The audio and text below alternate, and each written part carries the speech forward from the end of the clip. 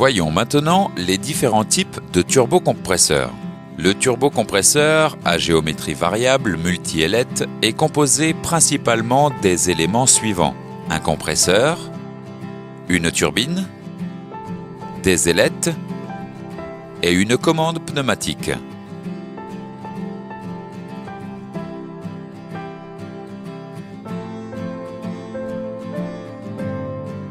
Les ailettes sont situées sur la turbine.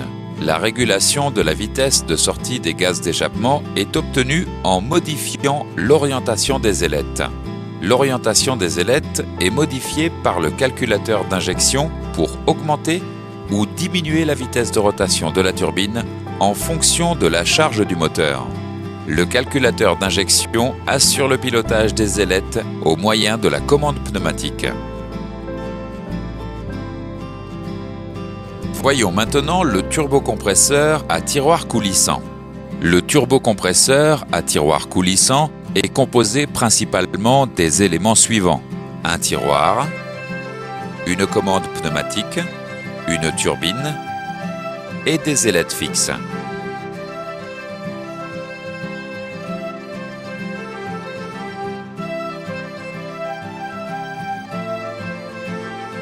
La régulation de la vitesse de sortie des gaz d'échappement est obtenue en modifiant la position du tiroir coulissant.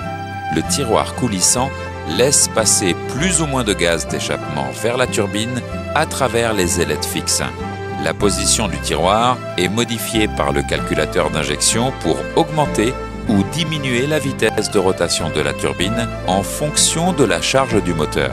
Le calculateur d'injection assure le pilotage du tiroir coulissant au moyen de la commande pneumatique.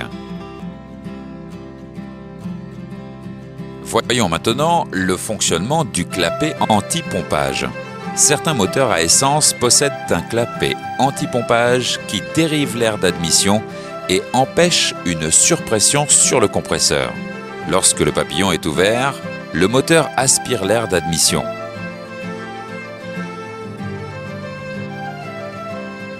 Lorsque l'accélérateur est relâché rapidement, le papillon se ferme et la pression augmente dans le conduit d'admission. C'est le phénomène de pompage. Le clapet s'ouvre alors et fait chuter la pression.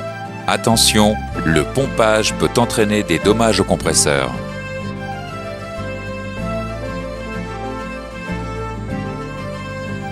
Certains moteurs sont équipés d'un turbocompresseur à double conduit d'échappement. Cette configuration améliore l'efficacité du turbocompresseur en uniformisant l'arrivée des gaz d'échappement sur la turbine. Les gaz d'échappement des cylindres 1 et 4 et les gaz d'échappement des cylindres 2 et 3 arrivent séparément sur la turbine.